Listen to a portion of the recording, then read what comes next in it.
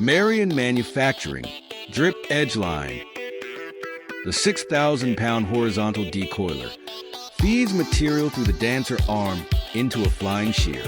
The flying shear, controlled by the Beck Automation Sierra 2, cuts parts of length with high accuracy.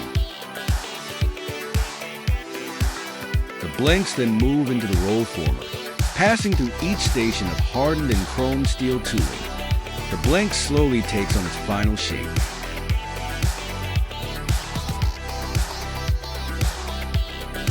Crowder fixtures aid in the forming of the final part. Color coding of spacers is optional for quicker changeovers.